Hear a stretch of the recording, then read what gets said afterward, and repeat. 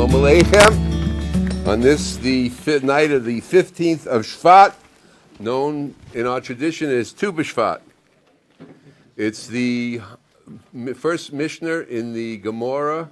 The oral law of Rosh Hashanah says that there are 4 New Years, 4 Rosh Hashanahs in the year, and this being one of them, this is the New Year of the trees, the Mishnah tells us. And the main...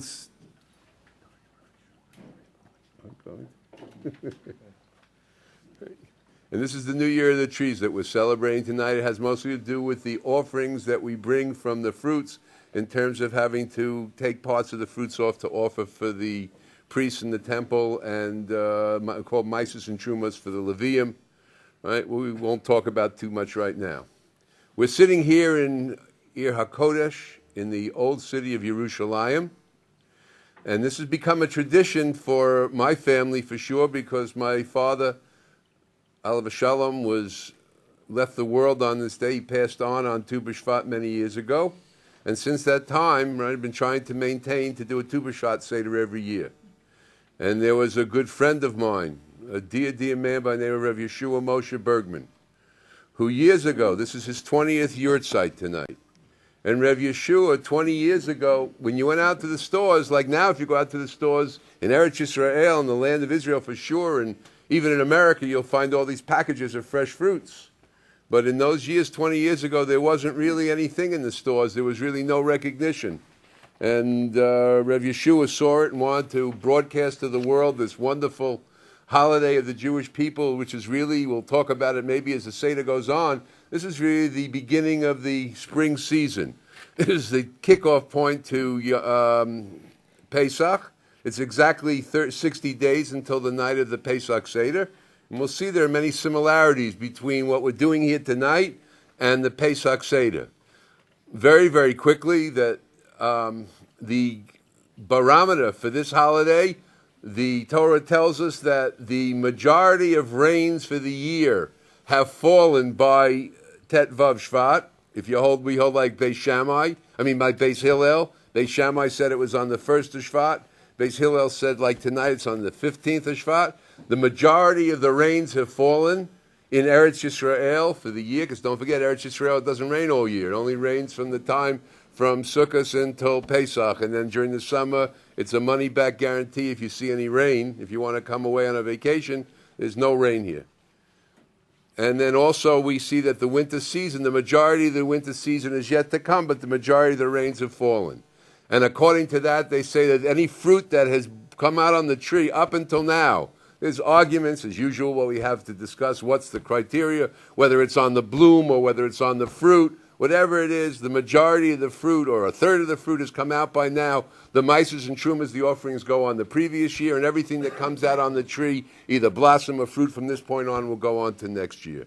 And that's what we're recognizing tonight, in the formal way of it. But there's something much greater happening. This is a holiday of trust in HaKadosh Baruch Hu. This is a holiday of trust in our Creator. And most of all, it's a holiday of recognition, of praise and gratitude. If you look around the table here, you'll see there's so many different species of fruits. Everything on these tables, by the way, is a Pri Eitz. It's a tree that grows from year to year. And many, many of the sages teach us that human beings, are compared to the tree. And that's really what this Seder, a great part of it, is about. The tree's tall, man is tall. The tree breathes out a poison called carbon dioxide. And the tree breathes out a poison called oxygen.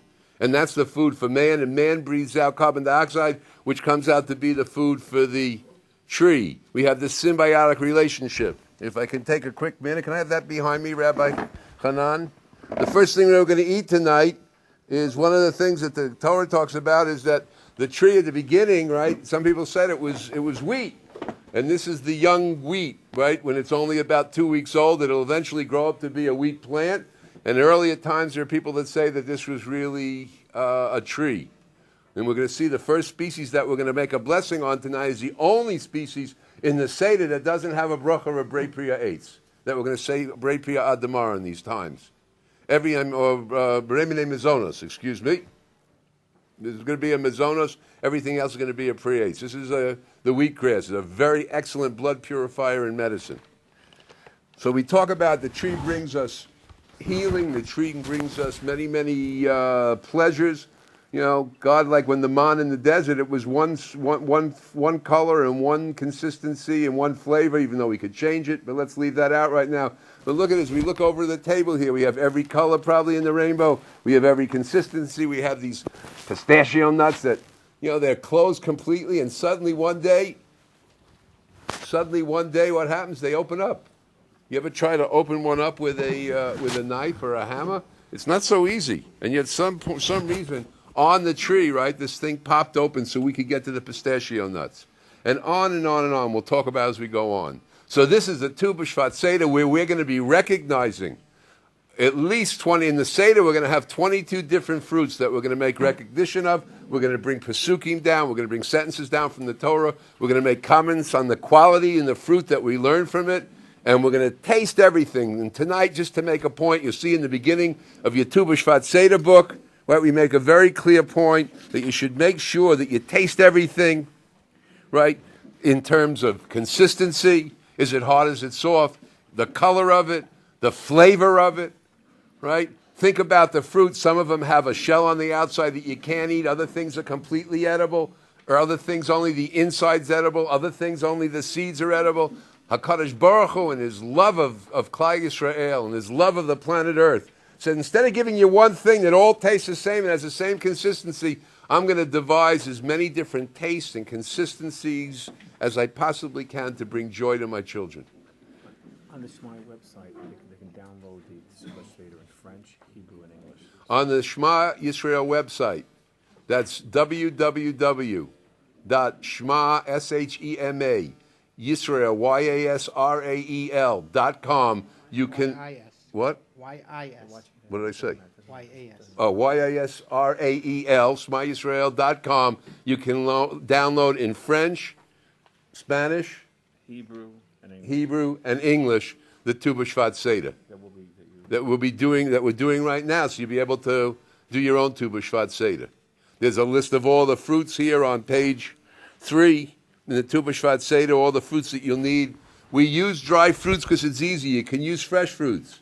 You can use other fruits other than these. The only fruits you want to make sure you get are the 7 fruits of Eretz Yisrael, the Sheva Minim, and the Esrog.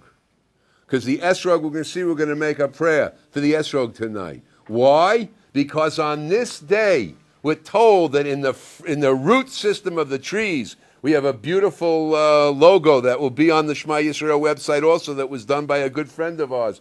There's fire in the roots of the trees. The sap is starting to move. The blood of the trees is starting to move. Springtime is coming back in. The winter time has finished itself. It's dormant right now. Everything in most of the world is dead and sitting in the winter season in the northern hemisphere.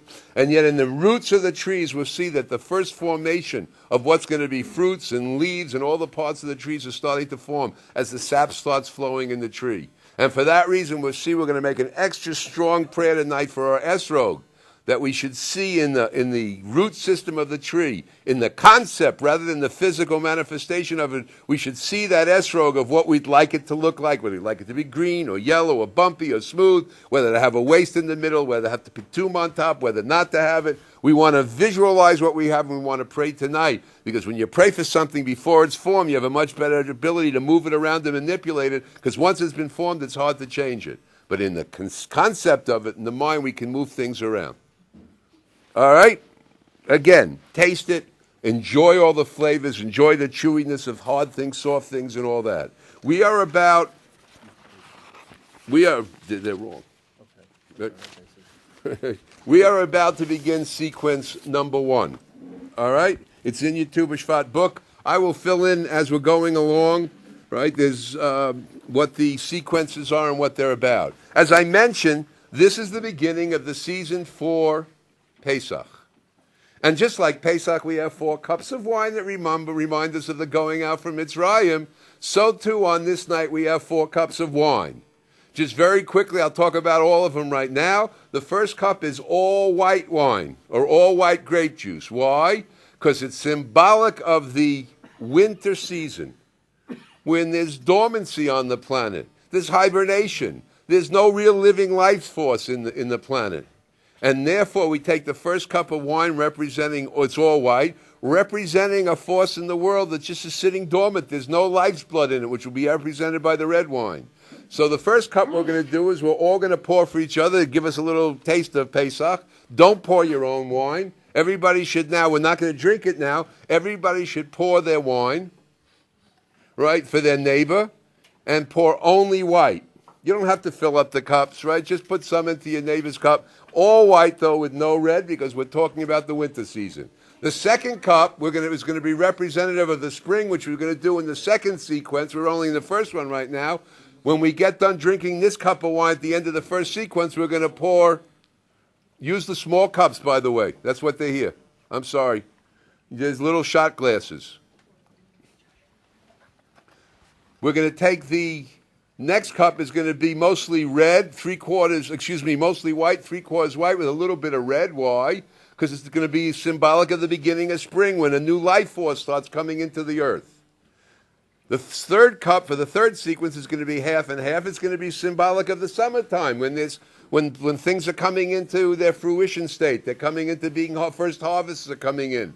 Some of the summer fruits are starting to come in. And the last one is going to be representative of 3/4 of red with 1/4 white is going to represent the fall season when most of the things have come to fruition. Most of the things have matured, right, and are being picked and harvested.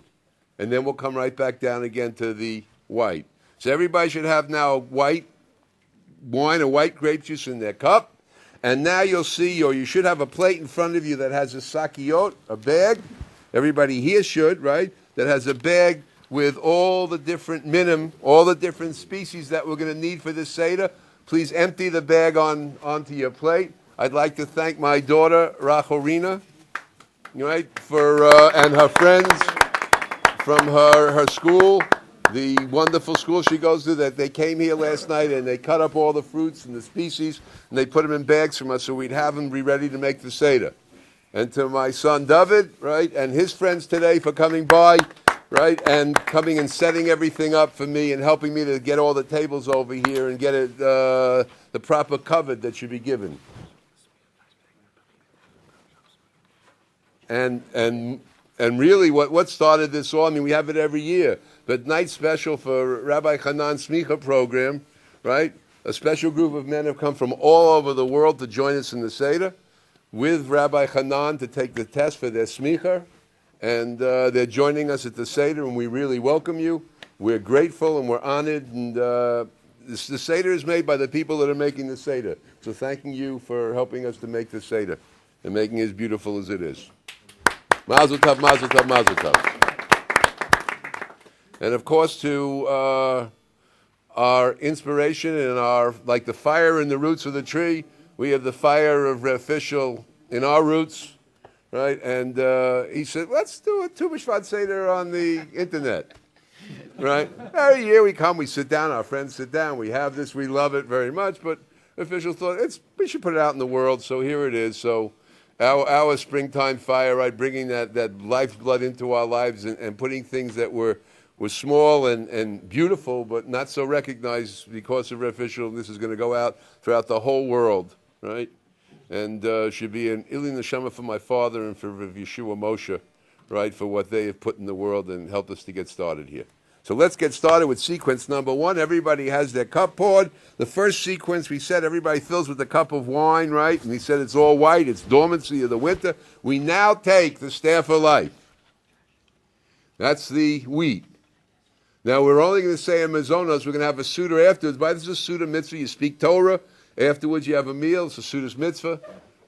Then we're going to take this wheat now and recognize the wheat in the form of mazonos, not in the form of bread.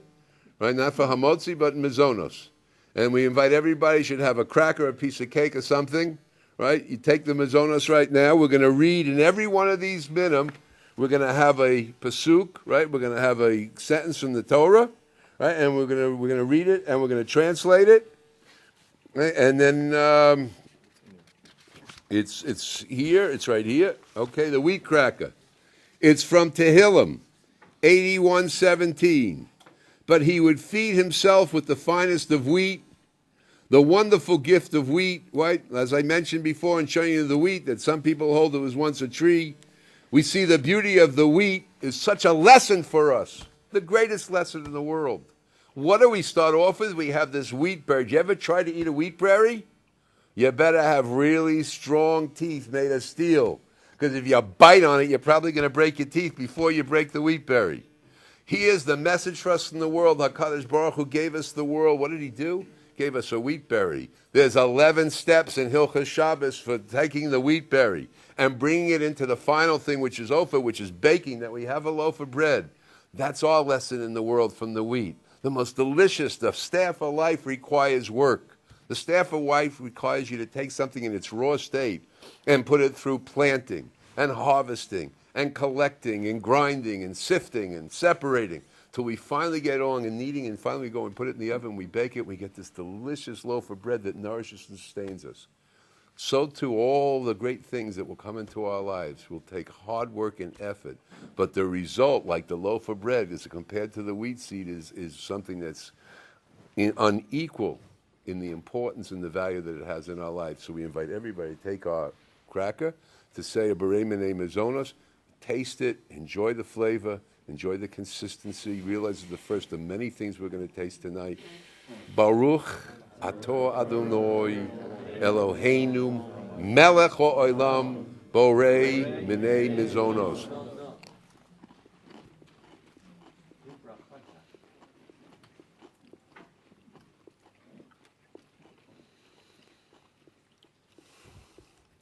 How satisfying is the taste of wheat that's been cooked. Many times you just can't feel satiety. That's what it says. You can't feel full from anything else. You eat fruit. Anything else just doesn't do it. There's something about the wheat that Todd gave us that makes us feel like we really had something to eat and we feel satisfied from it. Next on our list of the minimum in the first sequence is the olive. Everybody should have an olive. Right? That's Olive, as opposed to Alef. The Aleph bass song. Can we find it in your local grocery store? Can I have the olive? Someone stole my bag. Everybody knows what the olive looks like. Olive is very special to Eretz Yisrael, needless to say. They grow everywhere here. We could bring many, many things down for the olive, but we'll bring two down tonight in terms of why it's so important, what we can think of as we eat the olive before we say the blessing. Number one, to remind everybody, we're going to say a blessing, Berei Pri Eitz on this, and we're going to have in mind all the other minim, all the other fruits that we're going to eat at Seder, we're going to have in mind as we make the blessing on this olive, that all the other eitzim should be covered. Thank you. All right, olive number one. You ever see what it takes to make olive into olive oil? Gavalt. If you want to know why we've had 3,500 years of the suffering and the difficulties we've had, they bring us to the state of being refined oil. The olive shows you. They take the olive, they bonk them off the tree. Then they take and put them in these machines that beat them into a pulp. And then they go and they put it in and they press it so hard you can't even, there's no air in there, you can't get through to it. And you come out with this beautiful golden, delicious olive oil. Don't eat it alone, though. Make sure you mix it with something. It's dangerous to the health if you eat it alone. And you make the oil out of it for lighting the lamps, and the oil for our food. And the olive for eating has to be put through a process of being pickled right before it becomes edible. But more important than I see in the olive for me, it's always the olive's been this incredible thing. If you take and cut an olive tree down to 3 handbreadths from the ground, what happens? It just starts growing all these little sprouts right out of the middle. You got this big, broad trunk, right? It's, besides the fact it gets very old and very beautiful, got all these little sprouts coming up. That's like Klal Yisrael too. You cut us down, what happens? Here come all these little sprouts. The little next generation is just picking up from where the father left off and building its whole new tree out of it. So from the olive we learn that Klal Yisrael lives eternally. Klal Yisrael was promised the covenant of Abraham, Yitzhak, and Yaakov. And from the olive, we're reminded that even when we're cut down, even when we have hard times, and even when things are difficult, let's not forget, right? We'll rejuvenate, we're coming back strong, and we're continuing to grow and prosper. So let's say our blessing. First, let's read the pasuk. We said that God has called his name the leafy olive tree, beautiful with shapely fruit. We make the blessing and say, your children shall be like olive plants surrounding your table.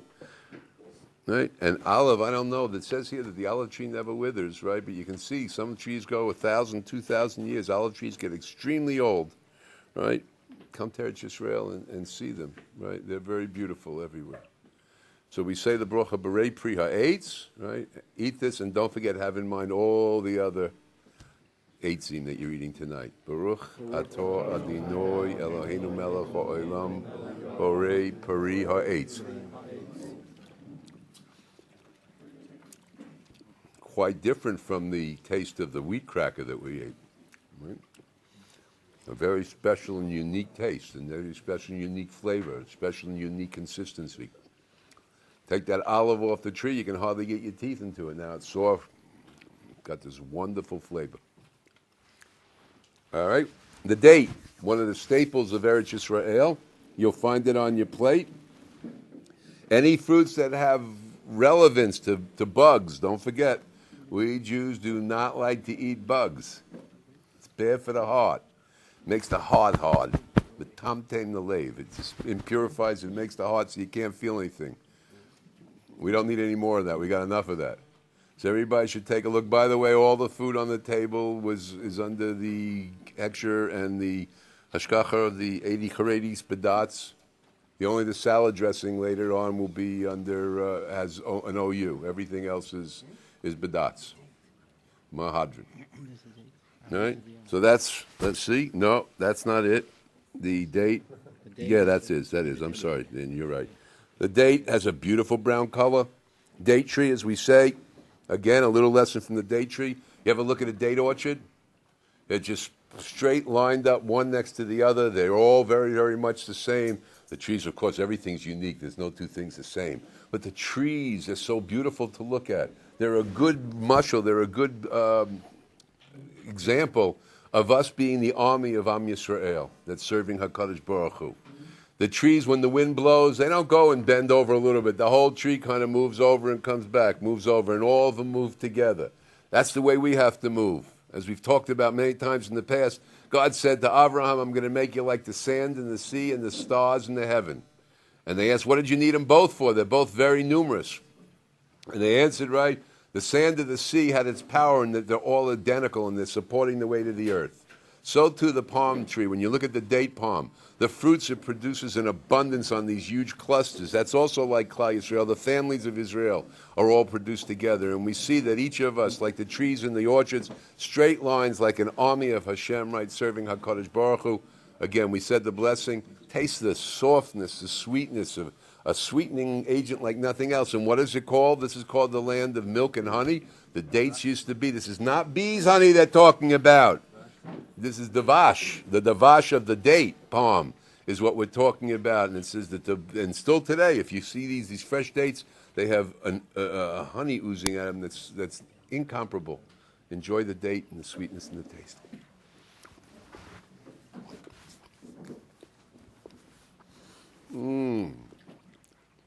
Quite a change from the olive to the date, right? In the consistency of it, in the smell of it, in the taste of it. Dates go very well on wheat crackers, by the way. That's what they do. They grind up the dates here, and we got date paste, and you put that on instead of jelly, right? Here's a nice use for dates. If anybody doesn't know, you take and grind up, make the date paste, and then you just mix it in with nuts, right? And you make a date roll, right, with nuts and seeds and sesame in it, right? A wonderful treat instead of giving our little beloved children candies and sweets and sugars. You know, there's natural things that are much better to feed the kids. Unfortunately, we've gotten lazy and we forgot, but let's remember there's natural, beautiful gifts. That food is for health, everybody. Let me get this right. Let's live to eat, not eat to live. Or is it the other way around? That's the other way around. Other way. Let's eat to live, not live to eat. Okay, I got it. Hey. But we don't realize it. Food is a very, very important thing in our life. These healthy, beautiful foods we have, we don't need all these chemicalized foods. We don't need all these artificial foods. Look at this. Look at all the taste you've had so far. We've had sweet, we've had a salty taste or a vinegar taste, and we've had the beautiful sustenance of the cracker. Now to the fourth min in the sequence 1, we have the grape. We'll use raisins. We have some grapes on the table if anybody wants. There are grapes on the table. Please feel free. There's raisins on your plate, yellow raisins. Anybody would like a grape? The grapes of Eretz Yisrael, the finest in the world. Oh boy, are they ever good. And of course we know what the grape is used for, right? That grape is used for Kiddush. Right? And the Mishnah in the 6th parak of Bracha says what? That the fruit of the tree, right? We're talking about Pri Eitz. Would you like one? They're good. The Pri Eitz, right? And we also say that there's a special fruit of the tree is called Pri Agafen is a blessing made. It's called the fruit of the tree.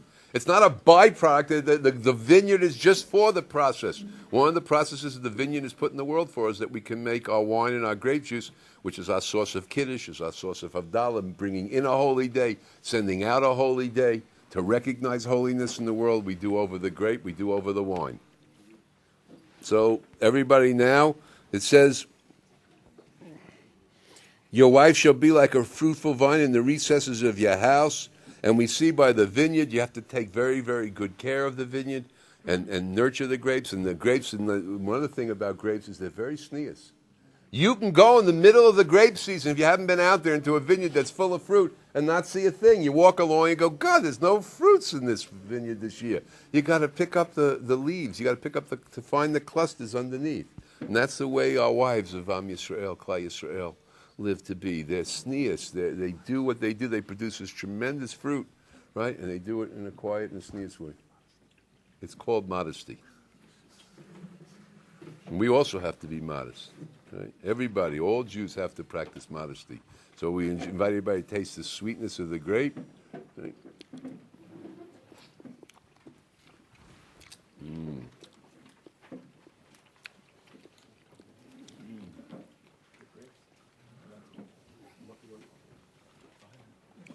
And here you see that there's a plant that the whole thing, like in the date we just had before, the pit wasn't edible. And here the seeds, there's even seedless grapes right now where the whole thing is edible. Right? And when we had the olive pit wasn't edible, right? And then the wheat, the berry was only edible after processing. And now we come to the end of the first sequence where we take our grape juice or our wine, and we lean to our left. If you don't lean, you don't have to go back and do it again. But it's a little bit of a practice here for Pesach. When we do lean, why? Why do you lean? Because free men lean, free women lean. Well, that's the argument whether women lean or don't. Free men definitely lean, right? And we lean as we drink our wine or our grape juice with Seder. We do so tonight in the preparation for the season. A l'chaim to all our friends here in Eretz Yisrael. And we say the bracha, Barei Pri Hagafen, to cover all the cups of wine that we'll drink. Baruch Ato Adonai Eloheinu Melech HaOlam Barei Pri Hagafen.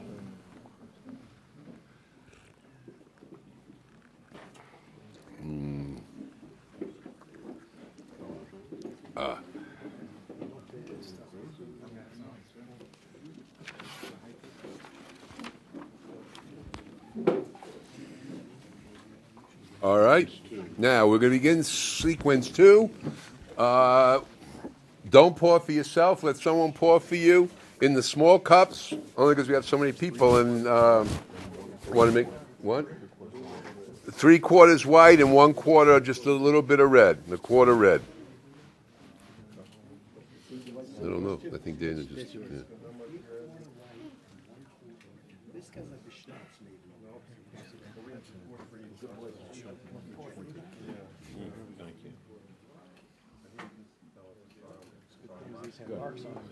Thank you.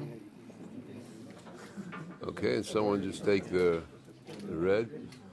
Don't forget now, one of the things that Pesach is for is dedicated and directed at the children, to get them, to inspire them, and to awaken them to ask questions and to their curiosity.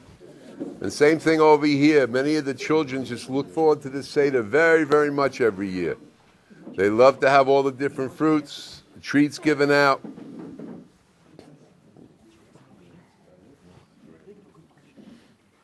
And we love good questions. From children we get good questions. Children get special treats for good questions.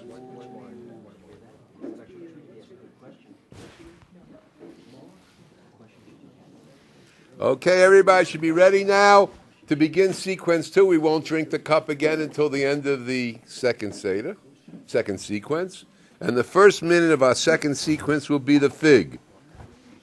Now be careful with the fig, especially you check for bugs. Figs have these little, tiny little seeds in them. They look like white poppy seeds. Figs are very unusual when two words I'd like to say. One, when they're fresh and alive, the bug, the worm that infests the fig looks exactly like the fig seed itself. And you open up sometime, you have to look at a fig when you open it up, and you're sitting there looking at a really good fresh fig. If there happens to be a worm, everything looks the same except one of the seeds is kind of looking like a cobra that's being snake charmed. Right? They're just kind of waving its head back and forth. They look exactly, and if they don't move, you can't tell the difference. But the most beautiful and important thing about the fig, and it's why you have to guard your fig orchard, because what happens, figs are unique. Most trees, when they ripen, all ripen together, and you harvest them together. What's unique about the fig? The fig tree harvests just enough fruit every day to feed the local community of what you need. And it stores the fruit for months. Literally 3, 4, 5 months, you can have a fig tree from the first day that it ripened until the last figs are taken off. Every day you find a new batch of figs that are ready to be eaten, and the rest of the tree is left in its green state. You're not able to eat it. So we should also be like that, producing fruits every day, constantly mechadesh, constantly coming up with new concepts and new ways to strengthen our lives and to excite in our lives. So let's take the fig now. He who guards the fig tree shall eat its fruit, and he who watches his master will be honored. If he doesn't guard his fig tree, another will come along and eat its fruit. What's the meaning over here? Other trees, if somebody came along and ate it, they'd eat a few, but you'd have some left. In the fig tree, generally, when you get there, it's just enough for you to feed you, and therefore the owner of the tree, Shalom, if you would touch anybody else's tree, or if it was in the public thoroughfare, there'd be nothing else left. So you have to guard the fig tree constantly to make sure you get the food right on a daily basis. Enjoy the taste. Now here's a food that's completely edible.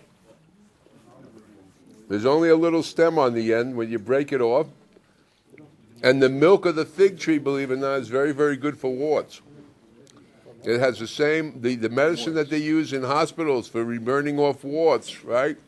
Figs have the same, the milk of the fig tree has that same chemical substance to it, right? And is used as a removing of warts.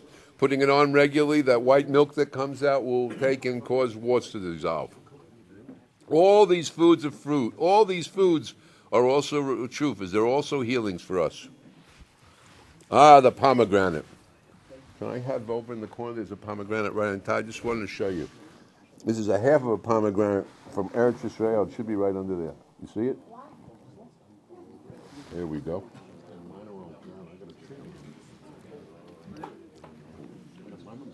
This is just a half or a quarter of a pomegranate from Eretz Israel, from here in Israel.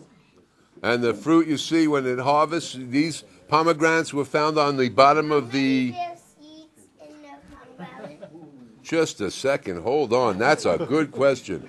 Let me count them. 1, 2, 2, 613. Yeah? Did you count them? And this is what a Jew is, right? Why are we like a pomegranate? How many mitzvahs does the Jew have to keep? How many seeds are in a pomegranate? 600.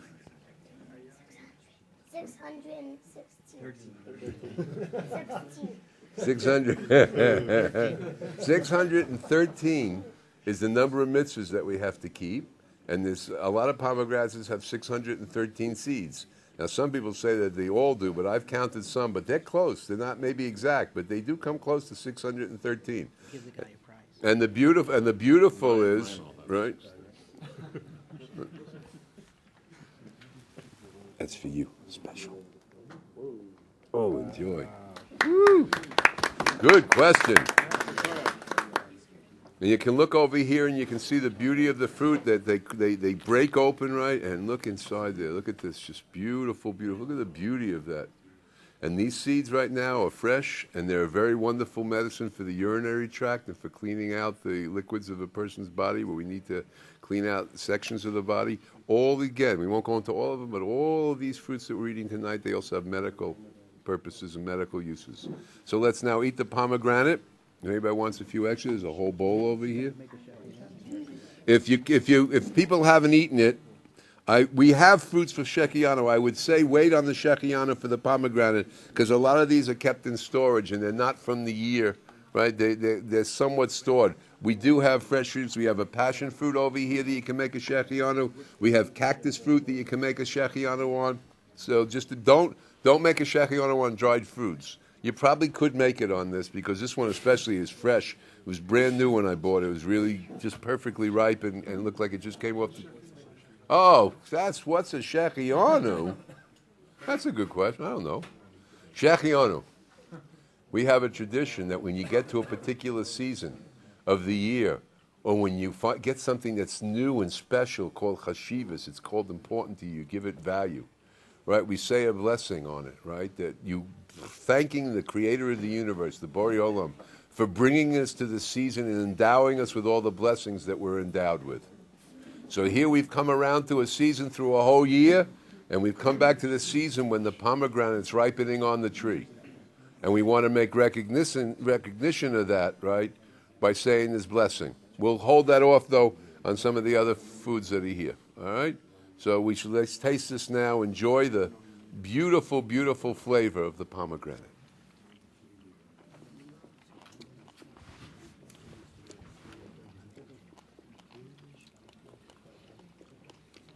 And what we're eating now in the pomegranate is a seed. In the last couple of things, we were putting the seeds away as something that was completely edible. Please pass this down. You're actually eating the seed of the fruit. So each seed, each pomegranate is 613 more pomegranates. No, each pomegranate is 613 more pomegranate trees, theoretically, with a full contingent of pomegranates on the 613 other trees. I think that's called geometrically squared. Regressional. Esrog. All right, all you people that keep sukkahs. What's sukkahs? It's a holiday where we move out of our houses into the sukkah. These structures that are temporary structures that we lived in the desert, which were compared to the clouds of glory that went with us in the Midbar, in the desert, in Sinai, when we went out of Egypt, right? And we're commanded to take 4 species. We're commanded to take... Pomegranate? We got to take a pomegranate? Ooh, boy. You want one? Oh. Just take the seeds. Don't just eat the red seeds. All right? So now what do? We're commanded to take arbon minim, the 4 species. We've got to take a esrog, a lulav, hadassim, and a ravos. And these represent 4 parts of the human body. The esrog represents the heart. The lulav represents the spine. The hadassim represent the eyes. And the aravos represent the lips. We are now going to pray for the heart, which is our esrog that we're going to take. When we make our blessing, we put the esrog in one side, and we put the other 3 minim on the other side. We make our blessing, and we bring them together. These are representative and compared to the 4 different kinds of Jews that we have. Jews that do mitzvahs, study and do mitzvahs. Jews that only study and don't do so much in mitzvahs. Jews that do mitzvahs and don't study so much. And Jews that don't do anything. And all of us are an integral part of Klal Yisrael and Am Yisrael. Everybody at that level. We all want to get to the level, needless to say, of studying to know the will of God and to do the will of God. But every one of us on our path is along the way, and we're walking together. And none of us are left out. And none of us are thrown out. We belong together as a family. We all have to help each other and pull each other along. We are now, Chazal tells us, Chazal being the Torah tells us, that on this night especially, when the sap is starting to flow, and what's so unique about an esrog? The esrog is a fruit, the only fruit I think that I know of, that remains on the tree from years to year and keeps growing.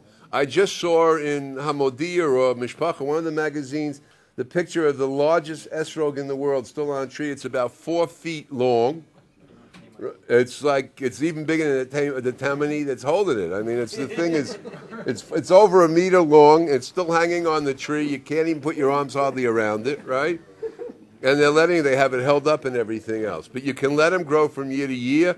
The biggest part of the discussion in the Gemara and Rosh Hashanah on page 14, A and B, and 15A and B, is what is the time that the esrog goes after when it comes to picking it for mices and trumas.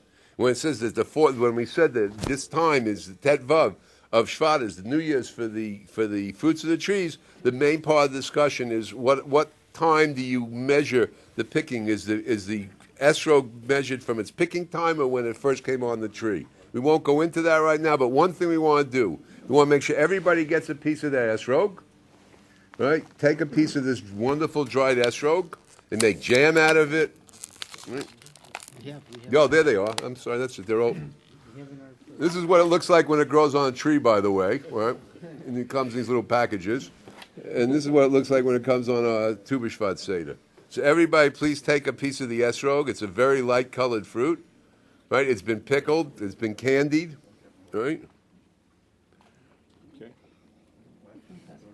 You got it? Okay. As we're getting ready to eat this, the Chazal, the Torah tells us, right?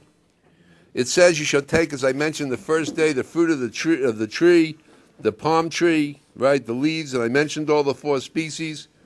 And it says on Tu Bishvat, every tree is judged, either it will live or die, flourish or fade. Right? Therefore, mystics have used this day to pray for the perfect esrog. This is the time you had whatever you had. You like green, you like yellow, you like a little bit of both. You like it with bumps on it. You like it smooth. You like it wasted in the middle. You like it round. You like it long. You like it big. You like it small. You want it with a pitum. You want it without a pitum, without the little bud on the end of it, without the little bud on the end. And no marks on it. You want it to be perfectly clean. Let's everybody take a minute right now to say, please, HaKadosh Baruch Hu, give me that perfect esrog. I can bring a mohuda meaning a beautiful, beautiful esrog, when I bring my arbor minim for the coming year. And picture what you want before you, and as you're eating your esrog, right, before you eat it, picture what kind of esrog you want. Ask the Creator of the universe to help you to get that esrog this coming year at the right price, and that you can give and glorify Hashem in bringing the 4 minim, the 4 species for sukkahs to the sukkah.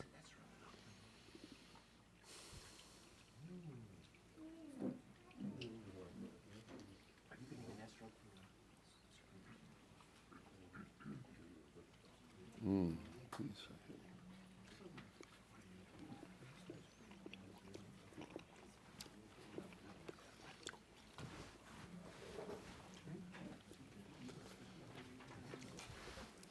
There are many people that hold that the esrog was the fruit in the garden as opposed to the fig, because the fruit and the tree both have a flavor. They both taste. The Garden of Eden. Right? They both have. The bark of the esrog tree has a flavor like the fruit.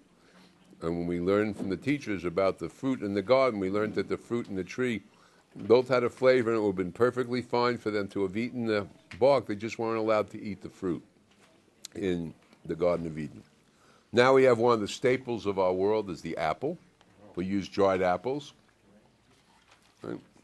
Now the apple is, like the apple tree is the wood, is my beloved among the sons. I sat down under the shadow with great delight, and its fruit was so sweet to my taste. We see that the Gur Rebbe, Sfas Emes, mentioned that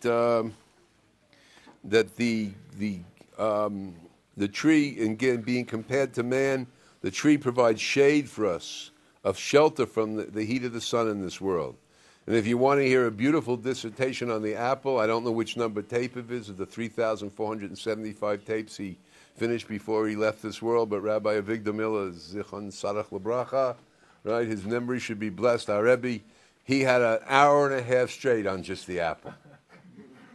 He talked about the seeds, that here's this fruit, like Glaive said, the seeds come into the ground, and it grows all these new apples, self-contained package, self-perpetuating.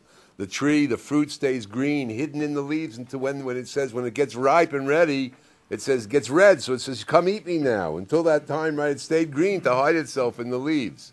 Right, and you just look at the beauty of the apple. Even had a self-polishing kit. Where did the polish come on that apple? Take that apple, rub it on your pants, boy, and the thing gets shiny bright. Where? They don't spray, nothing. All the beauty that HaKadosh Baruch Hu is given to allow us to have the pleasures of these fruits. We eat this apple now and taste this. This is dried now. It's been dehydrated, right? So it's, and we put it in our mouth, our liquid, our saliva gets back in, it blows it right back up. It's like eating an apple. Mm-mm. No two tastes alike. No two consistencies alike. Here you have a big fruit and you have that little core in the middle. You want to do something interesting. With all the fruits you eat, some fruits are 6 stars and some fruits are 5 and some are 4, some are 7. Cut open the fruit and you see that most fruits have a star in them. This one has 1, 2, 3, 4, 5, 6. Of course. Well, of course it is. Right? Jerusalem, what would you expect? All right, so all the fruits, you see stars in the middle of them with different prongs on them, right? The term 5 stars, 6 stars, 7-pointed stars. And that's the apple. We're now ready to end the second sequence before we go to the third one. And it's Shir HaShirim here on Parsha Shira. Mazel tov to my family, to my daughter. I just became a grandfather on Shabbos again. Baruch Hashem. And it's my new granddaughter's name is Shira Esther. And to Rivka and Yitzhak, right, and all the family, right, Mazel tov. He brought me to the banqueting house, and his banner over me was love. Mount Sinai was the banquet house where all Jews satisfied the desire for truth. There they said, the most important thing the Jew ever said in the world, or any human being ever said on this planet Earth was, Nasa v'nishma. We'll do it. We're going to do it, and it's a big thing to remember and to learn. If you want to start keeping the Torah, or you want to improve your Torah quality, in both quantity and quality, don't try to figure it out first. If the Torah says to do it, do it. And when you start doing it, you'll come to understand it and want to do it more. But if we think the Torah, that's what exactly the Torah is telling us here. If we think we're going to come and figure it out and then we'll decide if we want to do it or not, it doesn't work that way. Nasiv and Nishma. Just take it up, jump in. HaKadosh Baruch Hu loves us. He says, you'll be safe by me. Jump in, do the commandments, right, and then you'll come to understand, and then you'll really get to be able to do them in a qualitative way. We invite everybody to lean as we now drink the second cup at the end of the second sequence of the second Seder. L'chaim.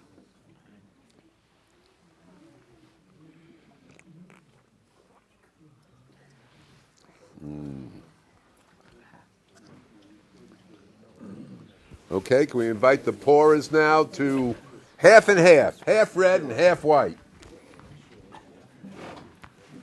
Don't pour like that. Or the other way. That's the way they pour when they wash the dead. Ever Kadisha pours like that. And you haven't been there. That's why you didn't know.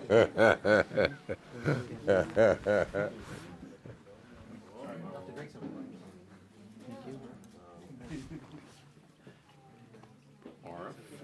We're going to do Arf. Oh, you got the red in there. Yeah, I got my red. I'm ready. Okay, sequence 3. You got to be down.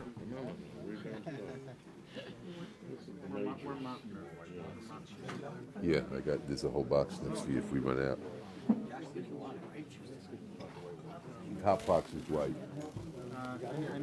Bring out a fresh bottle. I'm full already.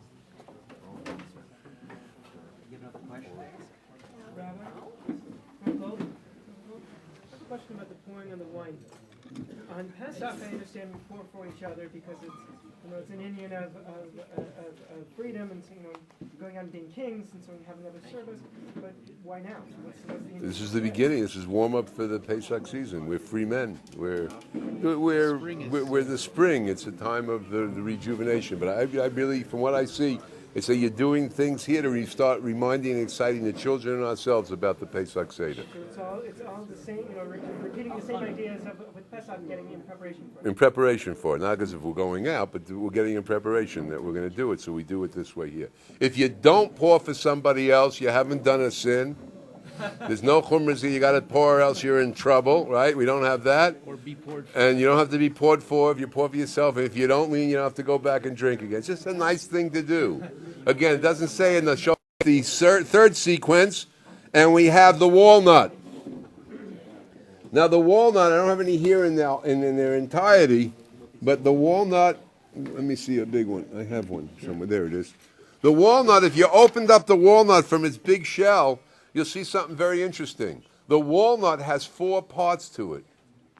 And walnut bark is a medicine for the heart. And the walnut looks like a brain. It's also a medicine for the brain. It's a brain food. And if you look at the walnut, when you break open that round, if you got it out in its entirety, it looks like the moach. It looks like the brain. You can see it even in the small parts. It looks like what you've seen pictures of the brain. But also in terms of compartments, it has 4 compartments like the heart inside the shell. And both the walnut bark and things are foods for both things and medicines for both things. So we take the walnut right now, and it says, I went down to the garden of nuts to see the fruits of the valley and to see whether the vine had blossomed, whether the pomegranates were in flower. The garden of walnuts has a pleasing fragrance. It refers to the temple, to our Beis HaMikdash, the Holy of Holies. While the Kohanim offered sacrifices and burned incense, the Levites sang Tehillim. At the same time, the Israelites from all over Eretz Yisrael recited special prayers. These services enabled the great Sanhedrin, Jewish Supreme Court and legislator, to properly interpret the law. And there's the moach, certainly part of it, of the brain, that we use our heads, right? We got to get those heads functioning and understand what the Ribbono Shel Olam, what our Creator wants of us and how to do it. Let's taste this walnut. We're into the nut world right now. A whole different flavor. We are in the nut world.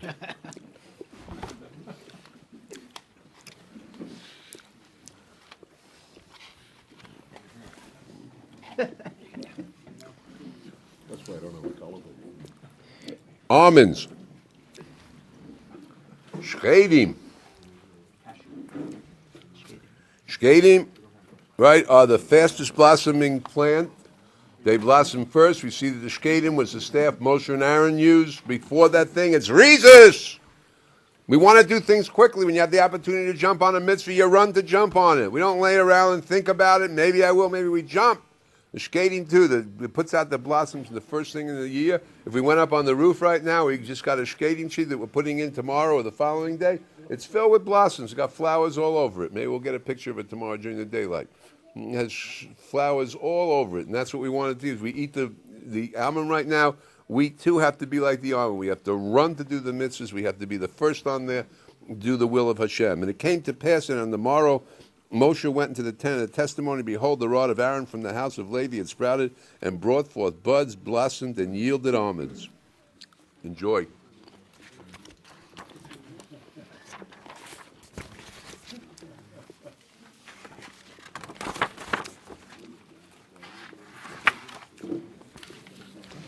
All right? We've made a substitution here. Carob is a very problematic fruit. We see that we have many stories in the Torah about carobs and how they've sustained and kept people alive.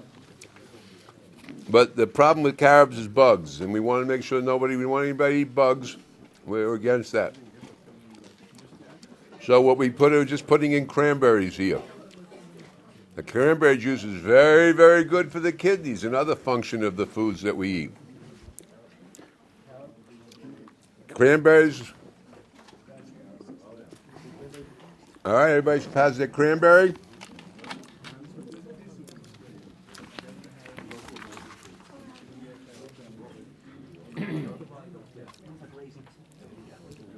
It's a nice red color, deep red color.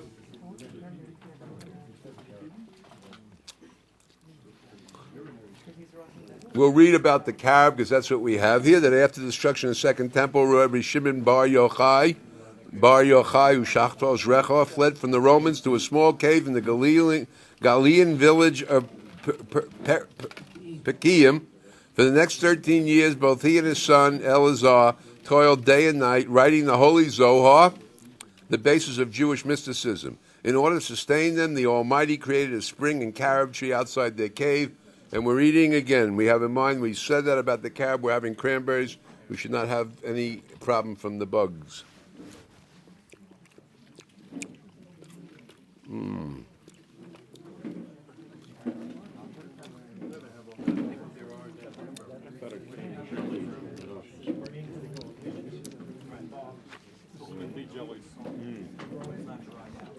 Dried pear. Okay, now we get exotic. I think this is the pear. Yep.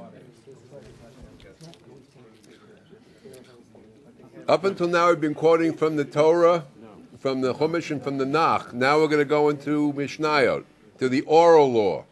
Again, this whole Seder is a hint of the whole tradition of the Jewish people. We had the written law, we had the written law of the prophets, we had the written law of the Song of Songs and Tehillim. Now we're moving over into the oral law. There's two Torahs. There's the written Torah and there's the oral Torah.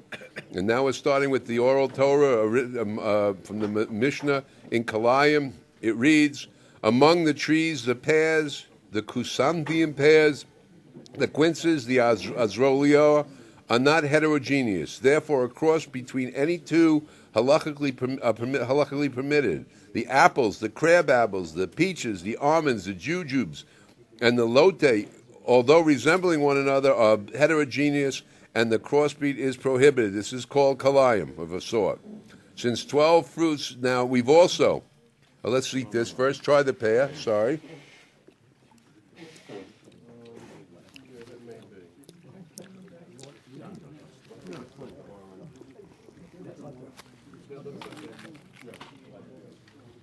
That's the pear. If anybody needs pear, we got pear here.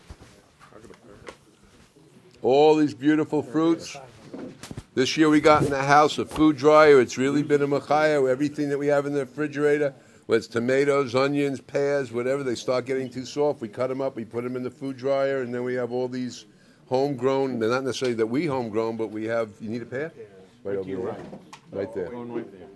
There it is. We have all these beautiful. Instead of wasting the foods, right? We put them in this food dryer, right? And we get these beautiful dried fruits, and all you have to do is soak them, and they come back to their life. Okay, third cup of wine. At the end of the third sequence, since 12 fruits corresponding to the tetragrammaton, which is the manifestations of the name of our Creator, is who was, is, and always will be, master of the universe, king of the universe, right?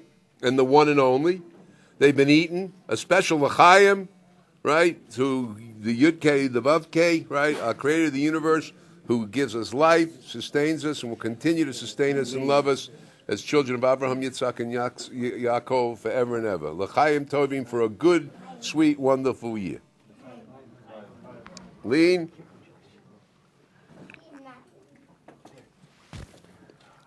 And from Micha we say, they beat their swords into plowshares, their spears into pruning hooks, and nation shall not lift up a sword against nation, nor shall they learn war anymore. But they shall sit every man under his vine, under his fig tree, and none shall make them afraid, for the mouth of the Lord, his host, has spoken. We're here in these times, as crazy as it looks in the world, as bad sometimes as it looks. Don't let it get you down. We're coming home. The end's in sight, right? We're going to have days when war will be a thing of the past. We'll read about it in history books, if we even read about it. We're coming to a new time, a new generation, a new age. Okay. Okay, 3/4 red and a little bit of white. We're in the fall and the autumn of the year when the grape orchards are open and all the fruits, all the fall, autumn fruits are coming in. And everything of the summer fruits is finishing off. All right? Little bit of white, a lot of red. The earth is alive. Any red? Red Shalom. Oh. The last cup.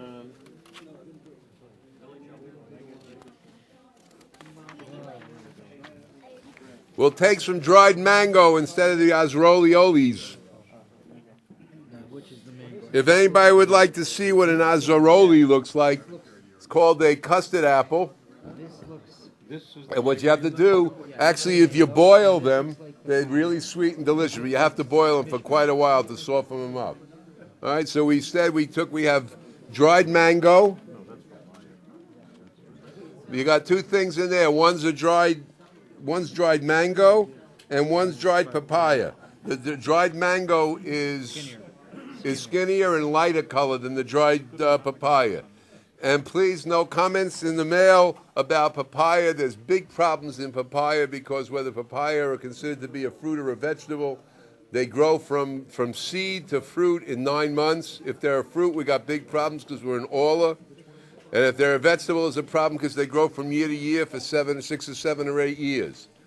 Rebbe Vaji Yosef has ruled, as I understand it, I'm not a posek, I'll leave that to other people, but as I understand it, he's ruled that you can eat dried papaya because they come from outside the country and there's coolers for the oil problem. In Eretz Yisrael, you're not allowed to eat. First of all, there aren't any dried papayas from Eretz Yisrael because there aren't enough grown here.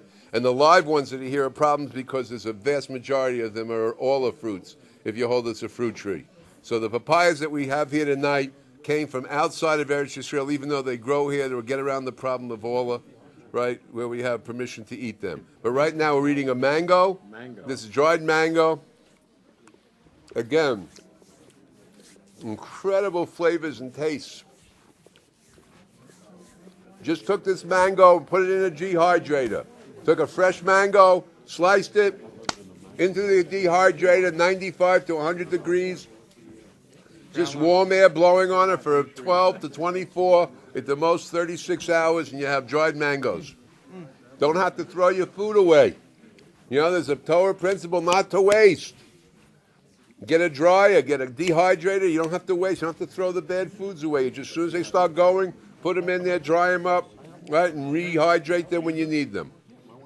And you can save them without refrigeration. Mishna and Brachas. If one says over the fruit of the tree, the blessing, who creates the fruit of the ground, Borei Pri Eitz, they perform their obligation. But if they set it over the produce of the ground, Borei Pri Eitz, who's created the fruit of the tree, they have not performed their obligation. If he said, by whose words all things are created, Shal Kol Niyeh Bidvaro, over any of them, he performed his obligation for Borei Pri Eitz Adamor or Shal Kol. First, fruit of the tree is considered of the land as well. But the reverse, fruit of the land, is not considered to be a fruit of the tree. And everything, Shal Kol Niyeh Bidvaro, concludes everything. That is a secondary position. We're now ready to begin with the filbert, also known as a hazelnut. It's a round nut.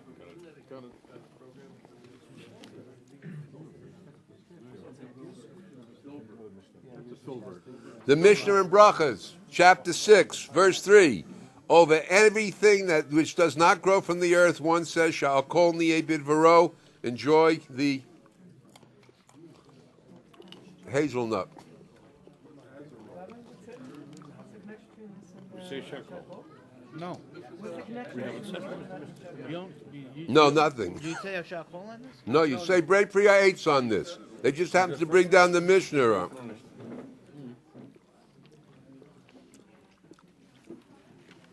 Cherries. Cherry. Where'd my cherry go? Oh, this is maybe. There it is. We couldn't find. Usually they have these little black cherries. I have to warn everybody not to knock their teeth out because it has a little bit of meat. That's not it? Nope, they usually have it right here. They're maraschino cherries, unfortunately. Mine mixed up with mine. Yes. No, those are cranberries. No, those are cranberries. Just take one of these. That's all we don't have many, so people need them. All right, the cherry, usually we have natural cherries with it, but the seed and just very little meat on them, and you have to be really careful, but we had to use maraschino cherries this year. Red dye number 2. Red dye number 2, the whole thing, it says, if one has several varieties of fruit before him, Rebbe Yehuda says that if there is among them one of the 7 species, Aramidim of Eretz Yisrael, that's figs, dates, olives, grapes, and pomegranate, right? He makes the blessing over those first, or wheat and barley. But the sages say he makes the blessing over the kind that pleases him the most. And the law is according, in an unusual case here, according to Rebbe Yehuda. Let's taste that cherry. I'm sorry that they have the red dye. Little red dye. No one will die over the dye. We don't need some vodka or something? No, it's number 2. We said it was number 2, not number 9. We're experts on that. This is called passion fruit. All right. I just want to invite people, if you want, at any time during the Seder now, you have, if you haven't had them, this is the famous sabra that they call, all the Jews in Israel. What's the thing? These have been ground down. By the way, if you're in the desert and you ever get stuck and you want to know how to eat these, just a quick lesson, take a couple of rocks, right? Literally go over to the sabra where it's on the thing and just rub the rocks on the sides. So you take all the little bristles off of the spines off from the cactus, and then you can take them off and handle them to eat them. That's how they get the spines removed. You also have passion fruit over here on your plate. Be careful. Especially if you're old. Yeah. Right, and this is a sabra. You have kiwi fruits from New Zealand that have gotten up here quite commonly. You might not have eaten that. There's star fruits. That's a what? A shesek. So, and there's also kumquats. Just so everybody should try to make a nice shechianu before we're finished. That's what those things is the minimum here for. One shechianu covers everything. What is this one? That's a passion fruit. Yes, you may. You just scoop out some of these. What is that? What? Sabra. Sabra. What? You can make it on that or the passion fruit. All right. So everybody make themselves a shechianu on one of these. Don't make a shechianu on anything dried. You got to eat shechianu on a fresh. Give me a little bit of that. Okay, ready? So everybody can hear it. Squeeze just a little bit in there. Try a little, Thank you. please. Okay. Just a tiny bit. Okay. Shechianu now. All right. I'm gonna lead us in the shechianu. Baruch ato Adonai Eloheinu melech ha'olam shechianu v'higianu shechianu v'kiyamanu v'higianu lazman hazeh.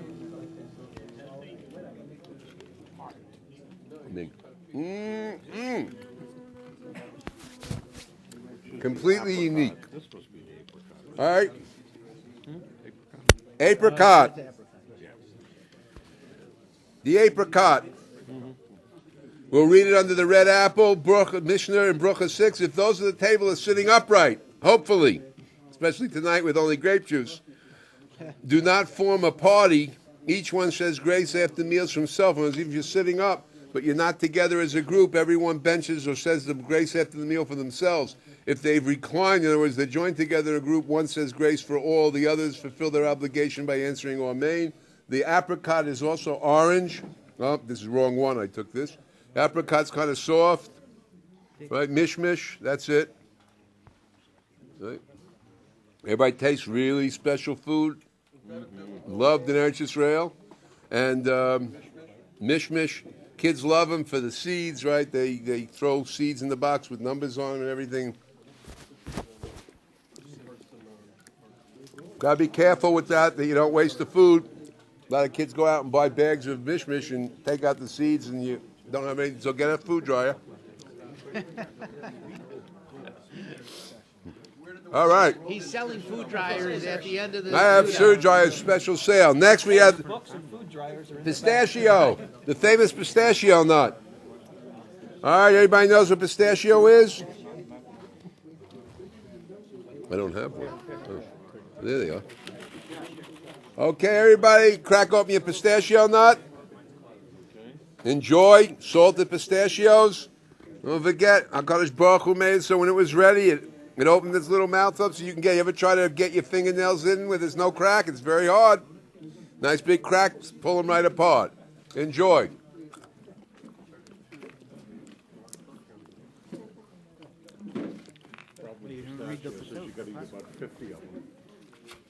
This is a general principle. Whenever with one food another is taken as a secondary food called Ikar and Tafel, whenever you have an Ikar and a Tafel, a blessing set over the principal food, and it will serve to cover the Tafel, the secondary. Now we have a very unusual thing. We got the pine seed. These are the little white seeds. They actually grow in the pine cone of the pine tree. They don't come out every year. They only come out every, it's either 4 or 7 years when the pine cones fall. They go wonderful in salads as a supplement to salads. People put them into vegetable salads. Everybody enjoyed the pine seed, right? It's not a yearly crop. It comes every few years, right? The first time I did this Seder with Yeshua Moshe Alav Shalom 20 years ago, you couldn't find pine seeds. We found in one store in Mea Sharim or in Geula, we found pine seeds, and they were stale. It tasted like they'd been there for about 20 years. The guy used to say, that's what we want. I said, I want those. They were horrible, but they were there. Now they got them everywhere. This must be the prune, right? Now we got a prune. Ah, that's it. I couldn't figure it out. Dark brown color. They don't have plums in the market. Prunes is just a dried plum. Mesiris Nefesh, Rachel Rena and her friends for doing these prunes. They're so sticky, you got to cut them off the shell and everything. Okay, everybody taste your prune. If 3 persons have eaten together, it is their duty to invite one another to say grace, which we call Birkat HaMazon, to bench together, to invite each other to bench.